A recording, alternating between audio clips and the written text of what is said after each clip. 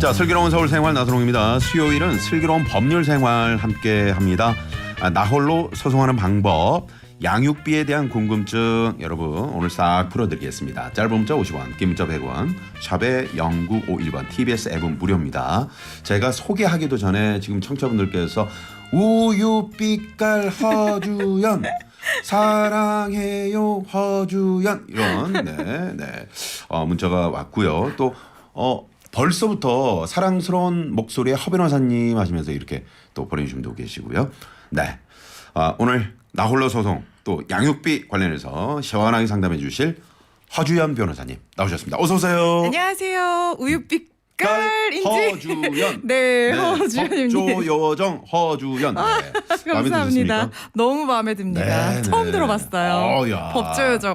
좋습니다. 아니 이게 TV에 이제 그 많이 또 출연하시니까 그 많은 청취자분들께서 우리 허주연 변호사님 얼굴을 알고 맞아요. 네. 지금 그 유튜브로도 보이는 라디오 하고 있는데 동접자 수가 와 어마어마합니다. 네네. 끝까지 함께해 주십시오. 오늘 좋은 정보를 많이 전달해드리고 싶어서 네네. 야심차게 준비해 왔습니다. 좋습니다. 정말 오랜만인데 어떻게 지내셨나요? 늘 비슷한 일상이지만 네. 조금 일상에 약간 점을 찍는 특별한 일이 좀 있었어요. 어떤 일이죠? 제가 네. 그 놀이동산에 초청을 받았는데 놀이동산 용인에 있는 놀이동산. 네, 거기서 이제 다들 아시겠지만 이 판다가 또 유명하잖아요. 그렇죠, 그렇죠. 그래서 이 쌍둥이 이 루이바오, 후이바오도 만나고 그리고 이 송바오 사육사님도 뵙고 그리고 이 동물원장님께서 직접 네네. 또 여러 가지 에버랜드의 이 놀이동산에 놀이동산에 이걸 설명을 해주셔가지고 네. 굉장히 흥미로운 시간을 보내고 왔는데요. 네. 사실 판다들도 굉장히 귀여웠지만 사실 저는 판다를 되게 기대하고 갔거든요. 네네. 근데 굉장히 인상적인 그런 만남이 있었어요. 네. 그 놀이동산에서 그 부상을 입은 큰 고니 부부를 한 쌍을 구조를 해서 왔대요. 고니요? 네. 그런데 이 고니가 사람 나이로 치면 한 70대? 70대. 네. 그런데 이제 데려와서 네. 부상도 치료해주고 맛있는 것도 주고 잘 보호를 해주니까 이 고니가 사랑을 한 거예요. 그렇구나. 그래서 늦둥이를요? 무려 4마리나 봤다고 합니다. 야, 박수. 네, 야, 역시 정말 축하할 일이네요. 사랑의 힘이 대단하죠. 네네네. 근데 안타깝게도 4마리 중에 1마리가 날개가 아프대요. 아프게 태어났대요. 네네. 그래서 나머지 3마리는 야생으로 돌려보내줬지만 네. 이 날개가 아픈 아이는 야생으로 돌려보내면 이제 혹시라도 그렇죠. 살아가기 상처가 어려울 이제 수 또 있어요. 악화될 수 있죠. 네, 그래서 이 동물원에서 계속 보호하면서 네. 이 고니 부부와 이 아기 고니가 행복하게 지내는 모습을 보고 왔거든요. 근데 제가 오늘 특별히 더 이 얘기가 의미 있다고 생각하는 이유가 네. 오늘 또 특별한 날이잖아요. 그렇습니다. 이게 오늘 아까 제가 말씀드렸죠. 국제 생물 다양성의 다양성의 날. 야. 멸종 위기종 보호하는 거. 네네. 판다도 멸종 위기종이고 그리고 우리 한국 호랑이 네. 멸종 위기종인데 이 동물원에서 그러니까 범이 호랑이잖아요. 네네. 호랑이를 보호하는 기금 마련을 하기 위해서 노력을 하고 있고 그래요? 이렇게 부상을 입은 야생 생물이라든가 멸종 위기종 동물들을 보호하기 위해서 여러 가지 노력을 하고 있더라고요. 그렇군요. 우리가 단순히 이 동물원에서 동물을 보고 뭐 체험하고 즐기고 이런 걸 넘어서서 네. 뭔가 이 야생 생물이나 멸종 위기종 동물들과 더불어 살아가기 위해서 노력해야 네. 된다. 이런 것들을 한 번 더 느낄 수 있어서 저도 굉장히 뜻깊은 시간이었다는 생각이 드는데 네. 제가 오늘 또 이 국제 생물 다양성의 날이라고 생각을 못 하고 이 얘기를 꼭 우리 청취자분들과 나눠야겠다고 준비를 하고 왔는데 네. 이렇게 또 저희가 또 이렇게 네. 참 이렇게 아침 밥상을 차려놨잖아요. 그러니까요. 거기서 또 이렇게 맛있게 드셔주니까. 숟가락 탁 이렇게 얹어서 네네네. 너무 맛있습니다. 호랑이 얘기, 고니 얘기는 정말 감동적이네요. 그리고 네. 이제 사실은 우리 스스로 우리 인간이 또 동물을 또 이렇게 보호해주고 또 서로 상생하는 거 아니겠습니까? 맞습니다. 네네. 근데 허주연 변호사님을 왜 초대했대요? 제가 네. 그 방송에서 네. 우리 푸바오 중국에 간 네네. 그 판다 얘기를 재미나게 했어요. 그러셨군요. 그랬더니 아마 뭐 저 말고도 다른 여러분들이 말씀하셨는데 네.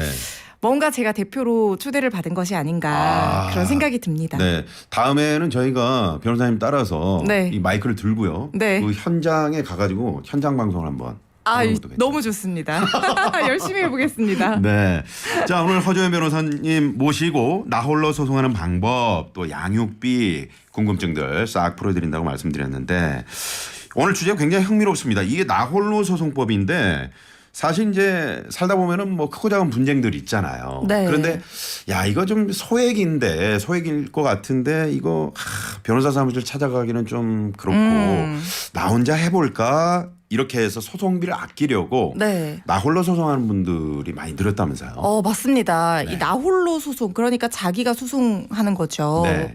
변호인 선임 없이 원칙적으로 뭐 소액이 아니어도 자기가 스스로 소송하는 건 누구나 할 수 있습니다. 네. 그런데 말씀하신 것처럼 소액 사건의 많은 이유는 수가가 커지고 분쟁이 복잡해지면 이 법리적으로 공격 방어를 제대로 하기가 어려운 상황이 될 수가 있어요. 그렇죠. 그렇지만 누가 봐도 너무나 명백하게 예를 들어서 내가 돈을 300만 원을 빌려줬고 그 계좌 이체 내역이 있고 차용증까지 있는데 이걸 변호사 선임해서 변호사 선임 비용이 300만 원보다 더 나올 수도 있는데 그렇죠.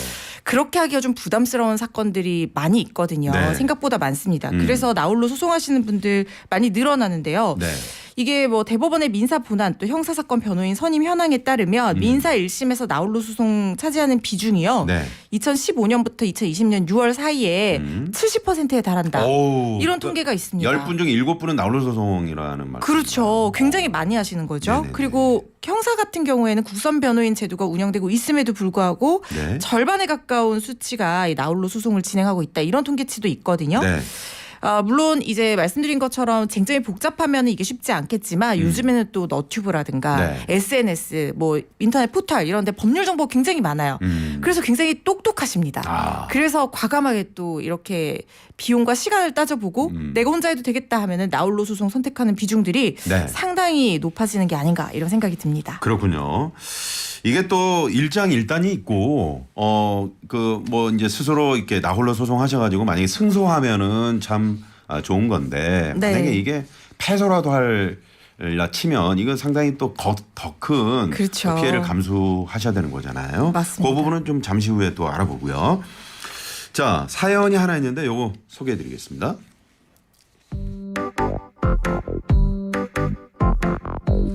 안녕하세요. 저는 50대 회사원입니다. 친한 친구가 6년 전 회사가 부도가 나서 도움을 요청해서 2차례 3천만 원을 빌려줬습니다. 차용증을 쓰고 5년 안에 갚기로 했는데 지금까지도 감감무소식입니다. 갚기로 한 날짜가 지나도 아무런 연락도 없는 친구가 괘씸해 어떻게든 돈을 돌려받고 싶은데 큰 돈도 아니라 변호사를 선임해 소송하는 건 부담되고 또 자신도 없는데 그러면 돈을 돌려받을 방법은 없는 건지 궁금합니다, 변호사님. 자 이렇게 문자를 보내주셨습니다. 이게 지금 6년 전에 회사가 부도가 나서 친구한테 돈을 빌려준 건데 네. 연락이 안 된다는 얘기거든요. 네. 이렇게 해서 소송하신 분들 많이 계시잖아요. 대부분 이제 이 소액 사건 같은 경우에는 이런 사례가 굉장히 전형적입니다. 네. 믿고 빌려줬는데 연락이 안 되고 결국에는 달라달라 해도 안 주니까 네. 법원에 가야 되는 거 아니냐. 최종적으로는 이게 바로 나홀로 소송하시는 가장 전형적인 사례인데 그렇군요. 실무상으로 소송 목적의 값 그러니까 내가 청구하는 돈이 3천만 원을 초과하지 않는 걸 소액 사건이라고 해요. 네. 이 소액 사건 생각보다 주변에 많습니다. 친구한테 빌려준 돈뿐만 아니라 가족이나 연인 사이에서 소액씩 빌려줘요. 막 200만 원만 빌려줘, 30만 원만 빌려줘. 이게 근데 모이다 보면 엄청난 목돈이 네네네. 되거든요. 근데 3천만 원까지는 되지 않는 뭐 이런 경우에 소액 사건 많이 하시고요. 네. 그리고 전세 보증금이나 월세 보증금, 뭐 1,000만 원, 2천만 원 같은 것들. 네네. 못 받는 경우들이 있거든요. 네. 그리고 밀린 임금 이런 경우에 이 소액 사건들 3천만 원 이하 되는 경우에는 네. 이제 나홀로 소송 많이 하시는데 보통 이제 돈을 받으려고 하면 이분도 잘 말씀해 주셨지만 법원에 가야 돼요. 네. 안 주면. 네. 그럼 기본은 소장이라고 해서 민사소송 절차를 그대로 진행하는 첫 번째 단계를 밟으셔야 됩니다. 네. 그러면 뭐 소장 같은 경우에는 여러분이 아시는 것처럼 원고, 내가 돈 받을 사람, 피고, 상대방 적고, 네. 청구 취지, 내가 이런 돈을 언제까지 받아야 됩니다. 적고, 왜 받아야 되는지에 대한 내용, 청구원인 적어서 소장 형식으로 제출을 하면 상대방한테 법원에서 그 소장 복사본을 송달을 해주고, 네. 상대방이 이걸 받아본 뒤에 내가 이거 어떻게 하겠다 답변서를 내면 변론기일이 지정이 돼서 재판이 열리는 그런 네. 방식인데 그렇군요. 청구하는 돈이 적고 증거가 너무 확실한데 네. 이 절차를 절차를 다 거치는 게 좀 불합리할 때가 있어요. 이게 또 복잡한 그런 상황을 또 초래하는 경우도 있잖아요. 맞습니다. 네. 시간도 오래 걸리고요. 네네. 그래서 이 관련법에 따라서 법원에서 딱 보고 증거도 확실하고 원고 주장이 그 자체로 너무나 명백하게 이유가 있어 보인다. 네. 그런 경우에는 피고한테 일단 이행하세요라는 이행 권고 결정을 보냅니다. 네. 근데 피고가 그걸 받고 알겠습니다 하고 이해하지 않으면 그대로 확정 판결과 동일한 효력이 발생하는 간소한 절차가 있어요. 그렇군요. 그런데 피고가 이의를 하게 된다고 하면 네. 결국에는 할 말이 있다는 얘기니까 재판 기일이 잡히게 되죠. 그럼 또 재판 열리고 또 그 또 송달해야 되고 왔다 갔다 시간도 걸리고 그렇죠. 그러다 보면 또 이게 시간이 계속 길어지잖아요. 그래서 네. 지급 명령 신청이라는 간소한 절차를 이용하기도 해요. 지금 명령 신청이요. 그렇죠. 이거는 소송보다는 소장을 보내는 것보다는 신청 사건이어서 네. 비교적 간단하고 인지 때도 좀 저렴합니다. 받을 돈이 있다라는 기본적인 요건 사실에 맞춰서 네. 이거 지급해 주세요라는 신청서를 내면 변론 기일을 열지 않고 바로 명령을 내려줄 수가 있어요. 네네. 그런데 이것도 역시 만약에 상대방이 이 명령을 받은 뒤에 2주 안에 이의를 하게 된다고 하면 네네. 결국에는 추가적으로 인지대를 납부하고 소송 절차로 진행은 해야 돼요. 아, 그렇군요. 상대방이 이해하지 않는 너무나 명백한 사건의 경우에는 이런 절차들이 좀 도움이 될 수 있다. 네네. 이렇게 말씀드리고 싶습니다. 그렇군요. 아까 그 전세 월세 소액 보증금 네. 그거 정말 상담 많이 들어오거든요. 맞습니다. 상담 실제로 이제 그 보증금을 못 받으신 분들도 상당히 많이 계신데 이거 어떻습니까? 만약에 이렇게 법원에서 결정하면 바로 좀 효력이 생겨서 기간이 어느 정도나 걸립니까? 이게 일률적으로 기간을 말씀드리기는 쉽지 않지만 보통 소액 사건 같은 경우에는 변론이 열리더라도 네. 한 번 여는 것이 원칙이에요. 그러니까 상대방이 이의를 해서 변론이 네네. 열리더라도 한 번 여는 것이 원칙이고 그래서 별다른 어떤 다툼이나 쟁점 없이 진행이 된다고 하면 한 달 안에 한두 달 안에 끝내는 거를 이제 목표로 합니다. 원칙으로 하는데 이게 또 상대방이 막 다투고 증거의 효력 문제 삼고 이러면 또 길어질 수밖에 없다는 점도 네네. 알아두셔야 될 것 같습니다. 네. 자, 하 변호사님이 또 이렇게 딱 부러지게 말씀해 주시니까 귀에 쏙쏙 들어옵니다. 그런데 이런 정보들을 좀 어디에 가면 쉽게 알 수 있나요? 있습니다. 나홀로 소송 사이트가 있는데요. 아, 그렇군요. 그 포털에 나홀로 소송 치면은 대법원에 요 안내해주는 사이트가 있어요. 네. 그래서 각종 사건 유형 따라서 어떻게 작성해야 되는지 서류들을 그리고 어떻게 진행되는지 이런 것들 상세하게 안내가 돼 있고요. 네. 그리고 법률구조공단이라고 치시면 그 홈페이지에 가면 네. 법률 서식 메뉴가 있습니다. 아, 그런 매뉴얼들이 있군요. 네, 그러면은 소장, 답변서, 뭐 준비서면 이런 복잡한 서류들이 있는데 각각의 절차에 따라서 내가 내용만 집어넣으면 되게끔 양식이 마련돼 있어요. 네. 그래서 그 샘플을 구하실 수가 있으니까 이런 것들 참고하시면 도움이 될 겁니다. 네. 이렇게 좀 잘 정비가 돼 있는데 그래도 이게 혼자 소송을 진행한다는 게 만만치 않거든요. 네. 그렇죠, 변호사님? 그렇습니다. 네네. 쉽지 않아서 여러 가지 소송을 나홀로 소송할 건지 변호사 선임하기 전에 어떻게 해야 될지 네. 체크 포인트를 제가 준비를 했는데요. 네. 자, 일단 증거에 입각해서 내가 증거가 있느냐 그리고 정확한 청구 금액을 내가 계산할 수 있느냐 이것도 네. 중요해요. 이자도 계산해야 되고 때로는 지연 손해금 계산도 해야 되거든요. 뭐 돈 못 받은 돈이라고 하면 청구 금액은 아마 당사자가 잘 아실 텐데 네. 이런 것들 정확하게 계산할 수 있고 그 금액에 따른 증거들이 있어야 돼요. 쉽게 네. 말하면 차용증 그다음에 거래 이체 내역 네. 그게 아니라고 하면 서로 주고받은 내가 3천만 원 빌려준 적 있잖아 라고 했을 때 맞아 내가 언제까지 갚기로 했었지 네. 라고 얘기하는 녹취라든가 문자 메시지 문자 주고받은 메시지. 것, 이메일 내용 이런 증거들이 충분히 마련돼 있는지 왜냐하면 증거가 부족하면은 네. 결국에는 다툼의 여지가 생긴다는 거거든요. 그렇죠. 증거가 명백할수록 절차가 간소해질 가능성이 높으니까요. 네. 이런 것들 체크를 하셔야 되고 네. 두 번째로는 상대방을 특정할 수가 있어야 돼요. 상대방을 정확하게 알고 있는가, 특정하는가. 맞습니다. 네. 일단 사건이 복잡해지면 내가 누구가 나한테 이 돈을 줘야 될 채무가 있는지 이것도 헷갈려 하시는 분들이 계세요. 네. 그런데 사건이 간단할수록 상대방이 누군지는 확실히 아십니다. 네. 그런데 그 사람에 대한 최소한의 인적 사항을 알아야 돼요. 이거 모르는 경우도 많습니다. 친구분 주민등록번호 아세요? 모르죠. 주소 모르실 수 네, 있잖아요. 네. 정확하게는. 네. 그러면 친구 이름이랑 핸드폰 번호, 휴대전화 번호 정도만 아는 경우들이 많은데 요 정도만 알아도 하실 수는 있어요. 아, 그래요? 원칙적으로는 이름, 주소, 주민등록번호, 연락처 이걸 다 알아야지 소송을 진행할 수 있어요. 네. 왜냐하면 우리가 소장을 제출을 하면 상대방이 그걸 받아봐야지만이 절차가 비로소 시작이 돼요. 네. 상대방도 모르는데 소송하기는 쉽지가 않거든요. 그렇죠. 그래서 받아보려면 그 사람 인적사항이 특정이 돼야 돼요. 근데 이걸 모를 수도 있습니다. 네. 네. 그거 어떻게 알게 됩니까? 이게 저 사실 뭐 개인정보 보호나 뭐 맞습니다. 이런 걸 통해서 또 알기 상당히 알아내기 어렵지 않습니까? 그렇죠. 네. 특히 정말 잘 짚어주신 게 개인정보 요즘에 감수성이 굉장히 높아졌기 때문에 네네. 주소나 주민등록번호 함부로 알아낼 수가 없습니다. 그래서도 안 되고요. 네. 그래서 이럴 때는 이름과 적어도 휴대전화 정도는 아시면 네. 일단 소장을 보내요. 법원으로 제출을 합니다. 법원으로 보낸다고요? 네, 그럼 법원에서 이쪽 소장을 송달할 사람을 특정을 해야 되는 거잖아요. 네네.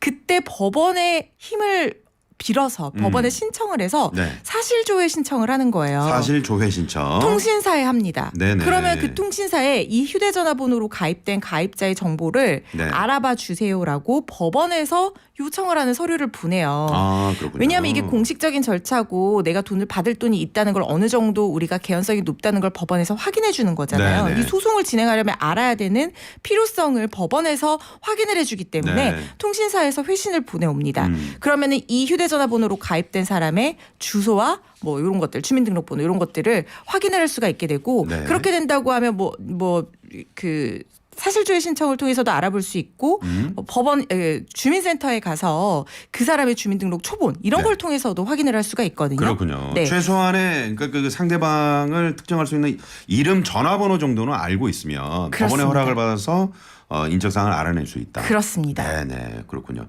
그런데 변호사님, 이 관할 법원에 수시로 왕래가 가능한 겁니까? 이게 아주 중요하다면서요? 이게 또 하나의 체크 포인트인데요. 네. 관할 법원이라는 게 있어요. 네. 그러니까 우리가 법원이 막 지역별로 여러 개가 있는데 그냥 아무데나 내가 가고 싶은데 우리 집 가까운데 가서 소송 한다 이게 해가지고 주민센터 주민등록 등본대로 가는 것도 아니고, 네. 그죠? 그게 안 됩니다. 네. 이 우리 법에는 여러 가지 예를 들어 소속의 종류라든가 목적물 종류 그리고 당사자 간의 합의 여부 이런 거에 따라서 관할을 정하는 기준들이 다 마련이 되어 있어요. 그렇군요. 원칙적으로는 피고 그러니까 네. 상대방 주소지가 민사소송 관할인데 채권 채무 그러니까 돈 받는 것 관련한 소송은 채권자 그러니까 돈 받을 사람 주소지가 관할이 될 수도 있습니다. 네. 그래서 이 경우에 따라서는 관할 법원이 내 주소가 되면 좋지만 네. 뭐 꼭 이제 소송 종류에 따라서는 뭐 제주도가 될 수도 있고, 그렇죠. 뭐 부산이 될 수도 있는 거잖아요. 상대방의 주소지에서만 혹은 또는 목적물이 있는 곳에서만 소송을 진행해야 되는 경우들도 있거든요. 그래서 네. 변호사들도 제주도로 출장 갑니다. 그렇군요. 관할에 따라서 서울 네. 변호사도 출장 부산도 가고 제주도도 가요. 그래서 이 소를 내가 혼자서 제기할 때는 난 변호사가 아니잖아요. 네. 그럼 나는 생업이 있단 말이에요. 그래서 이 소송을 한 달에 한 번씩 적어도 재판기일에 출석해야 되는데 내가 매번 제주도까지 갈 수 있을 것인가 부산까지 갈 수 있을 것인가 이런 것들 반드시 소송 전에 확인을 하셔야 되고요. 네. 소액 사건 같은 경우에는 가족을 대리인으로 할 수도 있거든요. 네. 그래서 혹시 나 대신 가줄 수 있는 누군가가 있는가 그렇군요. 이런 것도 확인해 보시면 좋을 것 같습니다. 이거를 제 3자가 어떤 돈을 받고 뭐 대행을 해준다거나 이런 건 없습니까? 그게 바로 변호사죠. 네, 그게 바로 그게 바로 변호사입니다. 변호사구나. 네. 아, 네네. 네, 이 소송 관련해서 네. 대리인은요. 법률상 정해진 사람만 대리인으로 활동을 할 수가 있고요. 그렇군요. 네. 자격이 없는 사람이 소액 사건이 아닌데도 뭐 소송을 대행한다는 것은 엄격한 그렇죠. 변호사법 위반 사항이 위반이죠. 될 수 있기 때문에 네. 그거는 어렵습니다. 어렵습니다. 네.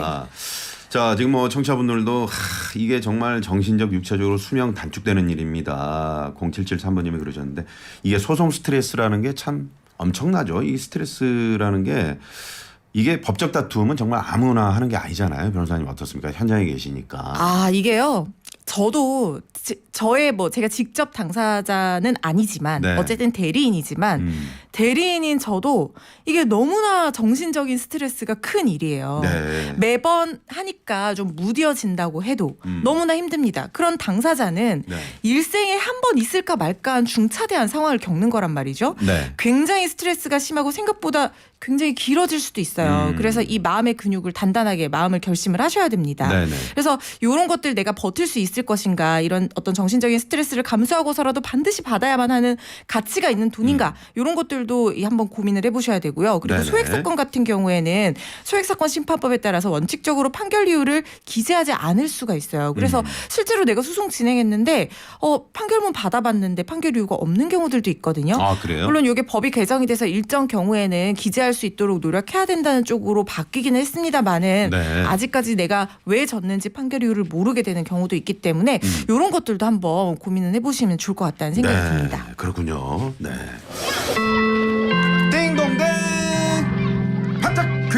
시간이 돌아갔습니다. 네.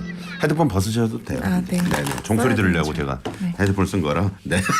자, 우리 허 변호사님 오시면은 제가 할 게 없어요. 에? 저는 그냥 퀴즈만 내면 될 것 같아요. 왜냐면 워낙에 말씀을 잘하시니까. 아이고. 네네. 지금 거의 뭐 한 20분을 혼자서 이렇게 말씀을 하셨어요. 그런가요? 감사합니다. 네네. 근데 이렇게 또 빛나게 해주시니 진행이 너무나 편안합니다. 조명이 오늘 2개 더 켜졌다는 거. 네.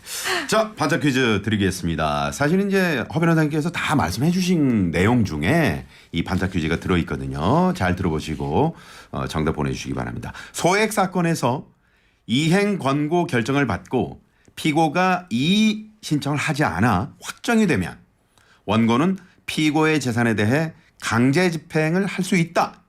맞으면 O, 틀리면 X입니다. 네. 자, 다시 한번 내드릴게요. 소액 사건에서 이행 권고 결정을 받고 피고가 이의하지 않아 확정이 되면 원고는 피고의 재산에 대해서 강제 집행할 수 있다. 맞으면 O, 틀리면 X입니다. 네. 이 퀴즈 나가기도 전에 아까 어떤 분이 X라고 보내셨어요. 네네. 네. 힌트를 네, 힌트를 좀 주시겠어요? 네. 네. 이게 제가 살짝 언급을 드렸는데 확정 판결과 동일한 효력이 있다 그랬어요. 네네. 이행 권고 결정을 받고 상대방이 이해하지 않으면 이해하지 않는다는 건 뭐죠? 내가 이거 갚아줄 돈이 있습니다라고 인정하는 거예요. 인정하는 거죠. 인정하는 그런데도 안 준다. 그러면은 잠깐만요. 네. 거기까지. 알겠습니다. 그럼에도 안 준다. 네. 네. 이게 오늘 힌트입니다. 그럼에도 안 준다. 네. 7글자인가요? 네. 네, 그렇습니다. 자, 짧은 문자 50원, 긴 문자 100원입니다. 샵에 0951번, TBS 앱은 무료고요. 추첨을 통해서 제철 강원도 곰취 100%를 한 병에 담은 건강음료 곰취 미세차, 주식회사 다이어린에서 20K 순식물성 샴푸와 린스, 웰빙 플러스에서 하이리 클렌징 폼 저희가 준비하고 있습니다. 여러분 정답 많이 많이 보내주십시오. 나 슬기로운 법률 생활 수요일에 만나보고 있습니다. 법률사무소 뉴웨이브 대표 변호사 우리 허주현 변호사님과 함께하고 있습니다. 문자창이 난리가 났습니다. 이영애, 김태희, 전지현보다 아름다우십니다라는 그런 문자 들어왔고요. 법조계 미모 탑 허주현 변호사님 이렇게 들어온 거 맞아요? 저기 있잖아요. 제가 거짓말하는 게 아니고요. 네네 팩트에 근거해서. 네. 아니 변호사님 앞에서 제가 설마 지어서 얘기를 하겠습니까? 감사합니다. 네, 감사합니다. 다들 선글라스 끼고 계신 거 아니죠? 그럼요. 네. 우리 변호사님의 미모의 정신 못 차리다 화들짝 정답을 보냅니다. 그러셨네요. 네. 정답 아주 잘 보내셨고요. 자, 지금 많은 분들이 정답을 보내주고 계시는데 반짝 퀴즈 다시 한번 드릴게요.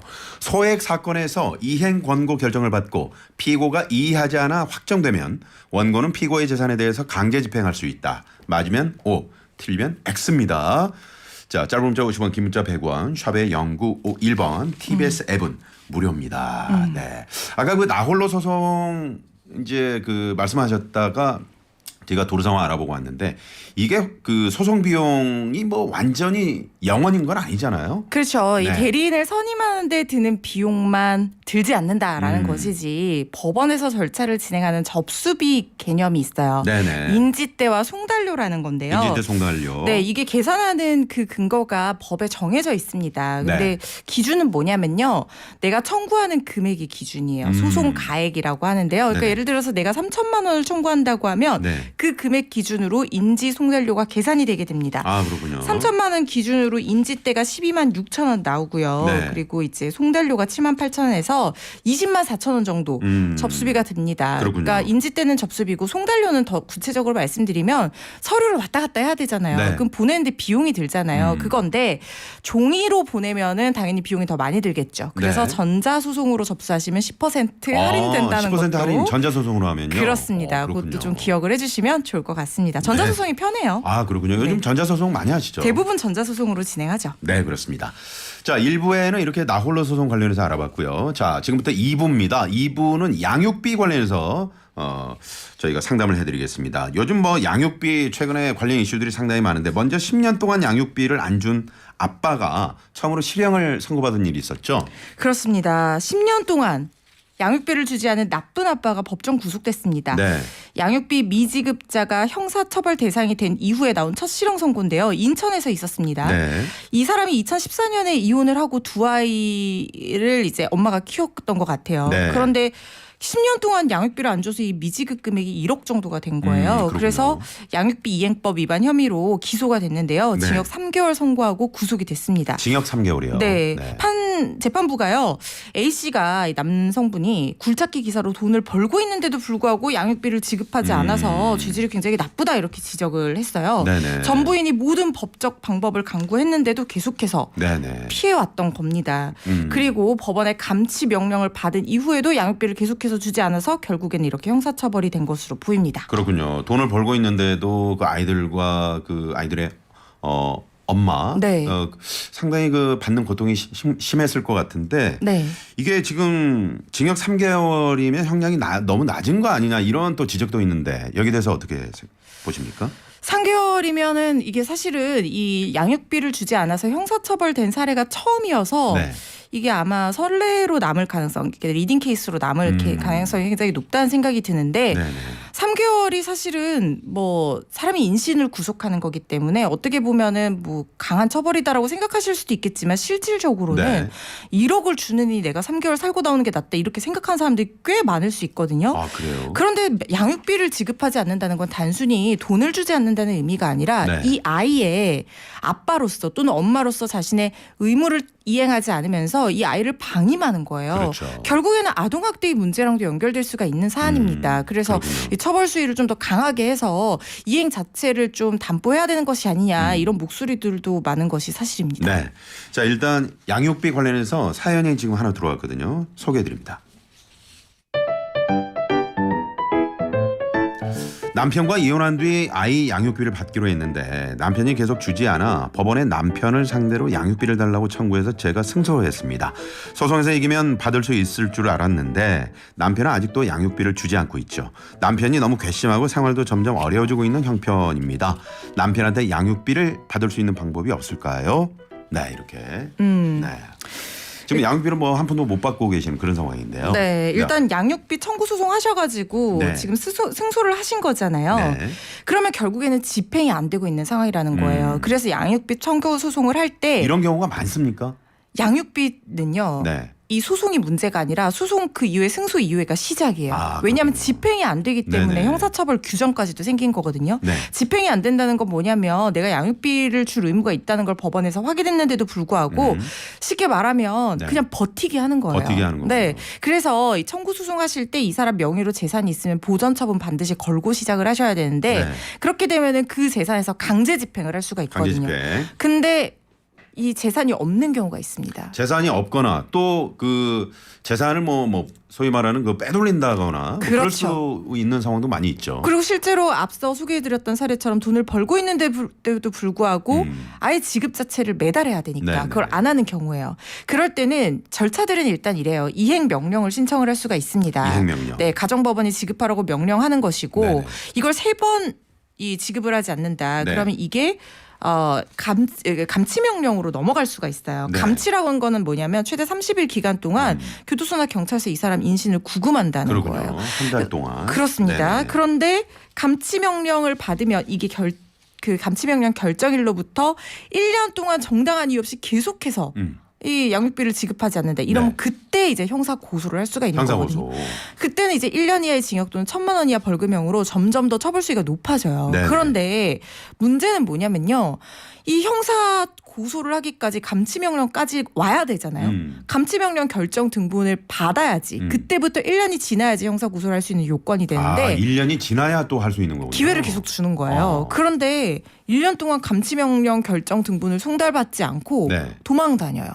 그 송달을 안 받으면 계속 연기가 되니까. 그렇죠. 이걸 내가 감치명령 받은 줄 있는 줄 몰랐는데요. 아이고, 뭐 이런 이렇게 얘기를 한다는 좀 거예요. 조심스럽네요. 방송에서 저희가 하기가. 네, 그래서 이게 굉장히 문제가 돼요. 이게 실질적으로. 네. 그래서 이걸 공시송달 절차로 바꿔야 되는데 공시송달 절차로 가기까지도 입증해야 되니까 이게 쉽지가 않고 네. 그런 식으로 하다가 보면은 결국에는 형사구속까지 너무나 긴 시간이 걸린다는 거예요. 그리고 형사처벌이 되는 거의 문제점은 뭐냐면요. 만약에 출국금지 조치가 된다, 뭐 양육비 채무자, 뭐 불이행자 명단에 올린다, 형사처벌된다, 그래서 구속시킨다. 그러면 이 사람 생계활동을 못하게 되잖아요. 그렇죠. 그러면은 결국에는 양육비를 지급한다는 것이 실질적으로 어려워질 수가 있어요. 그렇죠. 그래서 이게 굉장히 조심스럽습니다. 그래서 이게 실제로 이 이행을 확보한다는 게 강제 집행을 한다는 게 굉장히 쉽지가 않은 것이 양육비 청구 문제, 양육비 미지급 문제의 가장 큰 난제입니다. 네. 그래서 이제 허 변호사님께서 이 양육비 관련해서는 또 뭐 이혼 소송부터 시작해가지고요. 좀 이런 소송들을 좀 많이 접하시는 걸로 그렇게 저는 알고 있거든요. 그렇습니다. 저희 이제 양육비 특히 과거 양육비 청구를 하는 그런 소송들 많이 진행을 하는데요. 네. 일단 제일 중요한 거는 양육비는 청구해서 승소하는 게 문제가 아니고요. 얼마를 인정받는지도 사실은 큰 문제는 아닐 수 있습니다. 그건 네. 입증하면 되는 문제거든요. 그렇군요. 결국에 말씀드린 것처럼 내가 그 양육비를 실제로 받는 것 이게 제일 중요해요. 네. 그래서 그 채무자의 재산이 뭐가 있는지 제일 빨리 확인을 하셔야 되고 빼돌리거나 뭐 하기 전에 바로 보전 처분을 하고 시작하는 게 제일 중요하고요. 네네. 그 사람이 예를 들어서 뭐 어떤 회사에 다니고 있고 뭐 어떤 일을 하고 있고 이런 걸 안다고 하면 급여 통장이라든가 이런 거 압류하는 것도 굉장히 중요해서 강제 집행을 할 수 있도록 처음 소송 시작부터 그것까지 염두에 두고 진행을 해야 된다는 것이 핵심 포인트라고 할 수 있겠습니다. 그렇군요. 진희님이 양육비는 단순한 돈이 아닌 아이의 생명줄이죠. 이렇게 한 줄로 딱 정의해서 보내주셨고요. 9771번님도 애초에 안 줄 걸 알았을 텐데 아버지한테 양육하게 하든가지 한부모의 전과자 아이들 아이들 뭐죠 이거 만드는 건 과연 바람직한 걸까요? 이렇게 문자를 보내주셨고 최근에 이제 이런 이슈가 있었어요. 물가가 이제 올랐잖아요. 네. 그러다 보니까 양육비 기존 양육비에서 좀 더 올려달라. 그랬더니 법원이 이를 인정했다. 이런 뉴스가 있던데 맞습니까? 네.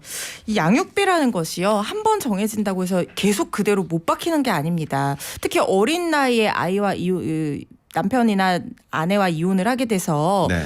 아이가 성년이 될 때까지 몇십 년이 걸리는 경우들도 있어요. 그럼 매달 줘야 되니까 네. 그럼 사정 변경이 생기지 않을 수가 없거든요. 그래서 이걸 증액하기도 하는데 광주에서 네. 양육비를 30만 원에서 70만 원으로 늘려달라. 이렇게 이 요청을 했고 네. 그게 받아들여졌는데 네. 남편이 이걸 불복한 거예요. 양육비 채무가 있는 사람이 이제 못 올려주겠다. 남편이었던 거죠. 네.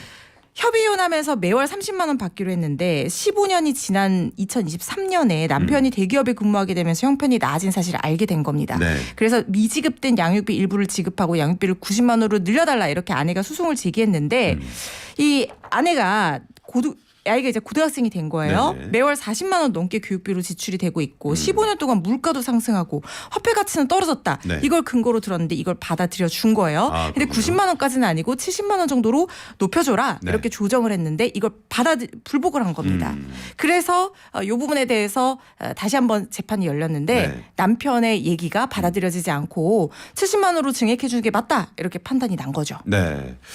자, 가장 좋은 건 이제 당사자들 간에 이제 협의해서 원만하게 이게 협의가 되는 게 중요한데 이런 경우 그런 뭐 어떤 그 조건표라고 해야 되나요? 뭐 그 소득과 아이가 한 명 있고 또 뭐 두 명 있고 세 명 있을 수 있잖아요. 그런 양육비를 산정할 수 있는 기준 그런 거는 어떻게 좀 그 개인이 알아볼 수 있는 겁니까? 그거는 네. 양육비 산정 기준표라고 법원에서 이 소득 구간에 그렇군요. 따라서 따라서 아이 한 명당 얼마 이렇게 계산해 놓은 그 표가 있어요. 네, 그 그렇군요. 포털에서 양육비 산정 기준표 찾아보시면 이 법원에서 공시하는 양육비 산정 기준표 확인하실 수가 있습니다. 네네. 그래서 그거에 비추어서 내 소득 구간과 남편의 소득 구간 이런 것들 요소들 감안하셔서 대략 아이 한 명당 양육비 얼마 정도 받을 수 있겠구나 이렇게 충분히 예상을 해보실 수가 있습니다. 또 반대로 이제 소득이 감소하는 경우도 있을 수 있잖아요. 네. 이럴 때는 또 양육비를 감액할 수도 있는 건가요?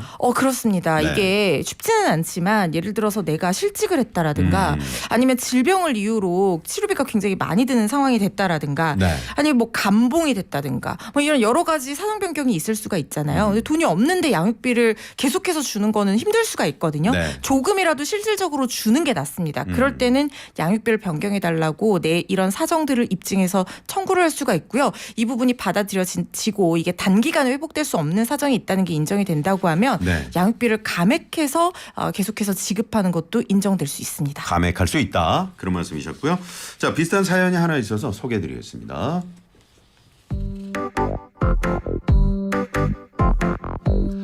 저는 이혼을 준비하고 있는 30대 아빠입니다. 초등학생 딸이 둘이 있고요. 제 유책 사유로 이혼에 이르게 된 거라 잘못한 건 알겠는데 이혼하는 과정에서 아내가 제 직장에 찾아와 소란을 피워 직장을 그만둬야 할 지경에 이르렀습니다. 인터넷에서 양육비 산정 기준표를 찾아보니 제가 매달 200만 원을 줘야 한다는데 만일 직장을 그만두면 양육비를 안 줘도 되는 건가요? 이렇게 사연이 왔습니다.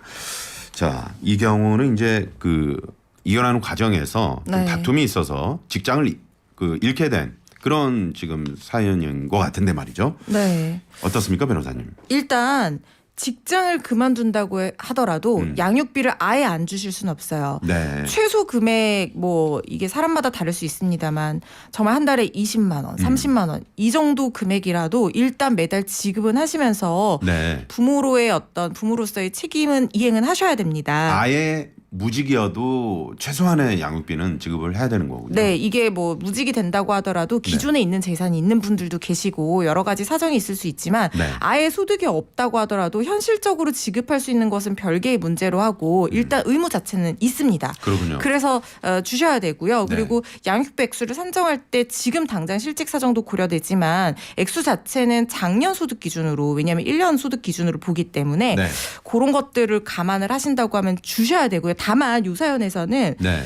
아내가 직장에 찾아와서 소란을 피워서 그만둬야 되는 상황이 된 거잖아요. 네. 이 부분에 대해서는 뭐 이제 유책 사유와 별개로 아내 부분에게 뭐 위자료라든가 이런 것들을 청구하실 수 있는 사유가 입증이 된다고 하면 될 수도 있어요. 네. 그래서 그런 부분을 청구를 하셔서 만약에 어떤 금전적인 부분에서 소득이 생긴다라고 하시면 그 부분을 양육비로 지급하시는 것도 방법이 될 수는 있을 것 같다는 생각은 드는데 네. 이게 뭐 그렇게까지 하시겠습니까? 아이에게 주는 양육비는 아빠로서 꼭 네. 이행해야 될 의무니까요. 어떻게든 좀 지급을 하셔야 될 거라는 생각이 드네요. 그렇군요. 양육비를 이제 안 받기로 한 그런 분들도 있잖아요. 그래, 내가 양육비 안 받는다 이랬다가 또 상황이나 또 사람 마음이 바뀌어서 그럴 때 양육비 재청구를 할 수 있는 건가요, 변호사님? 네, 일단 협의혼할 때 양육비 지급하지 않기로 약정했고 그 증거가 있다고 하면 과거 양육비를 청구하기는 어렵습니다. 네. 그 각서에 효력이 있거든요. 그렇군요. 약정에. 그런데 만약에 내가 사정이 변경이 돼서 이제는 받아야 되겠다면 장래에는 장래 발생할 양육비는 받으실 수가 있어요. 네. 양육비 변경 청구 소송 통해서 이 앞으로 내가 양육비를 받아야만 하는 사정을 입증하셔가지고 네. 장래 양육비를 청구를 하실 수는 있습니다. 장래 양육비라는 게 있군요. 그래서 내가 이제 예를 들어서 협의혼하고 나서 뭐 2년 지나서 양육비를 받아야 되겠다라고 하면 그 2년 동안의 양육비는 안 받기로 약정한 게 있으니까 못 받는다고 하더라도 네. 그 청구하는 시점에서 앞으로 발생할 양육비 그 부분에 대해서는 청구를 할 수가 있다는 거죠. 그렇군요. 네. 그거를 한꺼번에 받을 수 있습니까? 아니면 그것도 나눠서 양육비는 원래 매달 지급하는 매달 것이 지급하는 원칙이에요. 거죠. 네, 물론 근데 협의를 하신다고 하면 네네. 일시에 지급받으시는 것도 조정 절차를 통해서 가능한 부분이 있습니다. 그렇군요. 네. 니르바나님이 질문을 해주셨는데 부부가 아이를 이제 한 명씩 키울 경우 각자 부모 모두 경제 활동을 할 경우 어떻게 지급해야 하나요? 이렇게 질문해 주셨는데 그러면 각자 하면 되는 거 아닌가요? 네, 그런데 이게 이렇게 생각할 수 있는데 또 아닐 것 같은데 어떻습니까? 사실은 원칙적으로는요. 네. 서로가 서로에게 지급해줘야 되는 게 맞아요. 그렇군요. 왜냐하면 각자 아이를 키운다고 하더라도 그 아이의 엄마는 나고 그 아이의 반대의 엄마가 키우는 아이의 아빠는 또 상대방이 있는 거잖아요. 네네. 그리고 아이의 발달 단계에 따라서 드는 비용이 다를 수가 있어요. 초등 자녀의 양육비하고 고등학교 자녀의 양육비는 다를 수 있고요. 다를 수 있죠. 고등학생 자녀가 또 유학을 가 있는 그런 경우들도 있습니다. 그래서 그런 경우에는 원칙적으로 아이마다 양육비 산정이 다르게 될 수 있고 네. 그렇게 된다고 하면 서로가 서로에게 주셔야 되는 게 맞는데 실무적으로는 사실상 그렇게 된다고 하면 내가 줄 돈에서 상계를 하고 일부는 상계를 하고 얼마를 더 준다든가 덜 받는다든가 이런 식으로 진행이 되겠죠. 그러니까 그럴 수 있잖아요. 각자 아들하고 딸을 키우고 있는데 아들에게 예를 들어서 뭐 학비가 더 들어간다든가. 그렇죠. 그런 경우는 또 이쪽에서 또 이쪽으로 그렇죠. 양육비를 또 더 상계해서 또 보내주시는 그런 방법도 있잖아요. 그렇죠. 내가 네네. 키우는 아이의 내가 받을 양육비를 빼고 더 그렇죠. 드는 부분은 더 보내주시는 게 사실은 맞는 거죠. 기본적인 질문인데 톰 크루즈님이 아이가 몇 살까지 양육비를 줘야 합니까? 이렇게 19세 미성년자까지만 줄 수 있고요. 미성년자까지. 네, 민법상 성년이 된 이후에는 양육비를 지급하실 의무가 사실상 더 이상 없어지게 됩니다. 그렇군요. 배만희님은 양육비를 안 주면 유체 동산 압류로 빨간 딱지를 붙이면 어떨까요? 이렇게 말씀하셨는데. 그것도 사실은 강제 집행 절차의 일환이에요. 그러니까 양육비를 이제 주라는 어떤 판결이 있고 난 이후에도 네. 이행을 하지 않는다. 그러면 강제 집행 방법 중에 부동산이 사실은 제일 안정적인 집행 방법인데요. 네. 만약에 부동산 재산이 없다라고 하면 갖고 있는 어떤 동산에 대한 집행도 판결문으로서는 그걸 집행 권한으로 해서 충분히 가능한 부분입니다. 충분히 가능하다 그렇게 말씀해 주셨고 아까 이제 그 양육비 재청구도 이제 저희가 설명을 해드렸는데 그 이제 채권 소멸 시효 기간이라는 게 있잖아요. 이거 네. 중요할 것 같은데 어떻게 체크해봐야 됩니까? 그게 이제 양육비 청구하실 때 가장 중요하게 보셔야 되는 네. 부분 중에 하나가 소멸시효 부분인데요. 네. 협의 이혼할 때 만약에 양육비 부담 조서를 작성을 이걸 하게 되거든요. 아이가 있으면 그러면은 매월 얼마를 지급하는지 적게 되어 있어요. 네. 그러면은 매달 이거는 시효가 진행하는 채권이고요. 이런 경우에는 3년의 소멸시효가 적용이 됩니다. 그러니까 3년이요. 다달이 3년씩 계속해서 적용이 된다는 거예요. 그래서 과거 양육비를 받지 못했을 때 한꺼번에 청구할 때는 그 각각의 개월별로 소멸시효가 얼마나 남았는지 보고 네네. 그 시간별로 체크를 해서 아직까지 시효가 남은 그 양육비 채권에 한해서 청구를 할 수가 있게 되는 거고요. 그렇군요. 안타깝게도 그걸 놓치는 사례도 있을 것 같아요. 그렇죠. 예를 들어서 가장 첫 달 받아야 되는 돈이 있는데 그로부터 3년 지나서 청구를 한다고 하면 그 첫 달 비용을 받지를 못하게 되는 못하게 거죠. 되는 거죠. 그리고 만약에 판결로 이게 양육비를 지급하라는 판결이 났다고 하면 네. 판결로 확정된 채권은 10년 소멸시효거든요. 그래서 10년 동안 이 청구를 하실 수가 있게 되는 10년간 거고요. 그 시효가 있다. 그렇죠. 네. 근데 아무런 협의도 판결도 받지 않은 상태에서 그냥 이혼을 했다. 그런 경우 거의 없는데 예전에 이혼하신 분들 중에 그런 경우들이 있거든요. 네네. 그러면은 시효에 상관없이 청구한 적이 없었기 때문에 과거 양육비 전부를 다 청구를 하실 수가 있는데 이때는 청구 받는 사람은 굉장히 갑자기 거금을 그렇죠. 일시불로 줘야 되는 상황이 될 수 네네. 있거든요. 그래서 이 부분은 과거 양육비는 실무적으로 거의 절반 가까이 상당히 감액이 많이 됩니다. 그래서 이런 부분도 좀 감안은 하셔야 돼요. 네. 아까 정치자분이 보내주신 그 아이의 생명줄과 같은 양육비, 네, 반드시 지급해야 되겠죠. 지켜야 됩니다. 5842 그리고 0773번님 질문인데 아이가 아픈 경우 병원비 등 이거를 더 지급해야 되나요? 기본 산정 양육비에서 더 요청할 수 있는 방법은 없나요? 이렇게 문자를 주셨는데. 그게 이제 양육비 증액 청구하는 가장 큰 이유 중에 하나가 네. 아이가 병에 걸려서 치료비가 많이 목돈이 드는 경우다. 그리고 이게 뭐 단순히 한두 번 해결해서 될 수 있는 문제가 아니다. 장기간 치료가 필요하다. 네. 이런 부분에서는 사유를 소명해서 네. 증액 청구도 가능합니다. 가능합니다.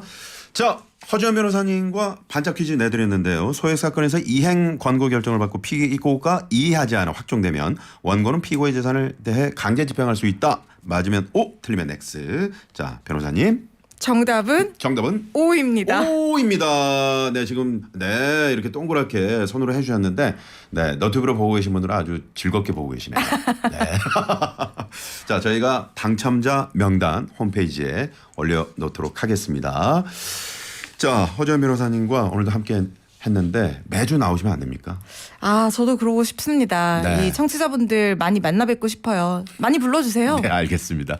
네, 그 권위 네. 꼭 한번 저도 가서 보고 싶네요. 네. 네, 고맙습니다, 변호사님. 감사합니다. 자, 허지연 변호사님 보내드리면서 저도 물러갈 텐데요. 내일은 자동차 급발진 시 분석에 필요한 기록 장치 EDR에 대해서 알아보는 시간 갖도록 하겠습니다. 저는 내일 11시 인사드리죠. 슬기로운 서울 생활 나선홍이었습니다.